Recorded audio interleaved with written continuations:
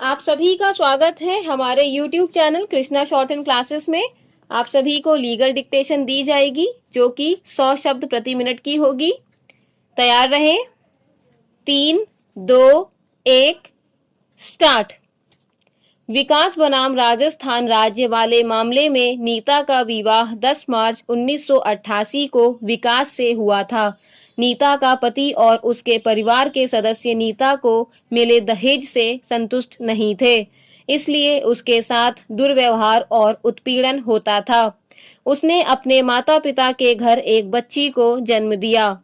दिनांक 28 जून 1990 को जब नीता अभियुक्त संख्या 3 श्रीमती कमलाबाई पिता की बहन बुआ के घर गई थी तो विकास वहां गया और दोनों मोटरसाइकिल पर निकले। अगले दिन सुबह अभियुक्त संख्या 10 संजीव को विकास के घर नीता को दवाइयां पहुंचाने भेजा गया, किंतु उसे अपीलांट द्वारा बताया गया कि नीता वहां घर पर नहीं है और उसने दवाइयां लेने से भी मना कर दिया। संजीव वापस लौटकर गया और अपने पिता को सारी बात बताया। नीता की खोज आरंभ की गई, किंतु इसका कोई परिणाम नहीं हुआ। इसलिए नरेंद्र लाल अभियुक्त संख्या 9 ने 29/6/1990 को प्रथम इत्तला रिपोर्ट दर्ज कराया।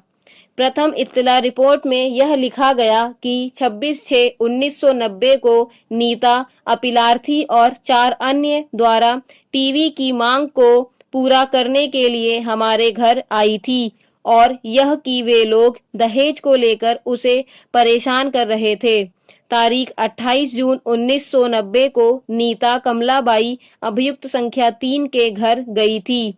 विकास वहां एक अवयस्क बच्चे को लेकर लगभग 7 बजे शाम आया।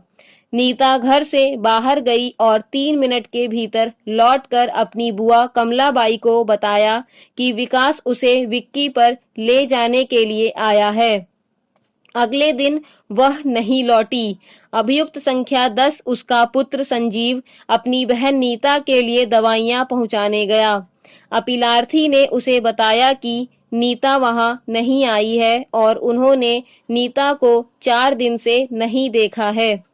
यह भी उल्लेख किया गया कि 24/6/1990 को जब नीता को गन खोंडा कॉलोनी की ओर ले जा रहा था तो रास्ते में उसे एक अपरिचित व्यक्ति मिला और अपीलार्थी ने उसे उसके घर पर छोड़ दिया था। नीता की खोजबीन की गई पर कोई परिणाम नहीं निकला।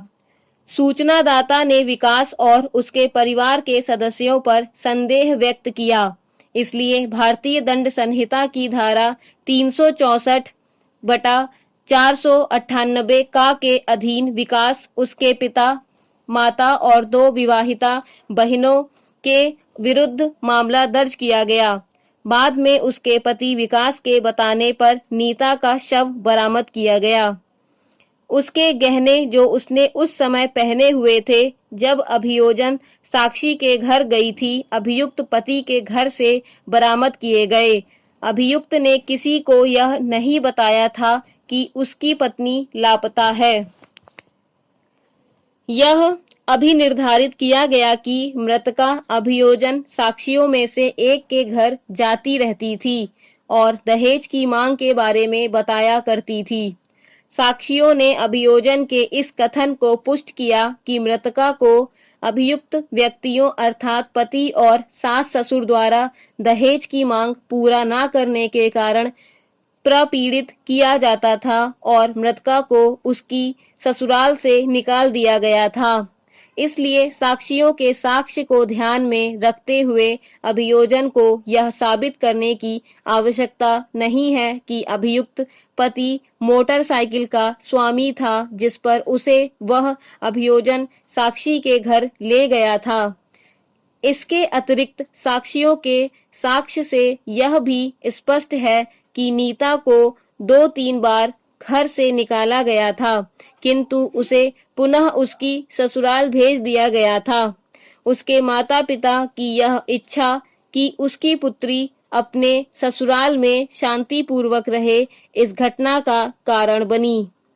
अपील खारिज कर दी गई और अपीलार्थी विकास को धारा 302 के अधीन हत्या के अपराध के लिए दोष सिद्ध किया गया। उसे उच्च न्यायालय ने धारा 304 खा और 498 का के अधीन अपराधों से पहले ही दोष मुक्त कर दिया गया था। कारावास की अवधि जो वे पहले पूरी कर चुके हैं कायम रखी गई। अपीलार्थी को उच्च न्यायालय द्वारा भारतीय दंड संहिता की धारा 364 के अधीन अपराध से भी दोष मुक्त कर दिया गया था। धन्यवाद।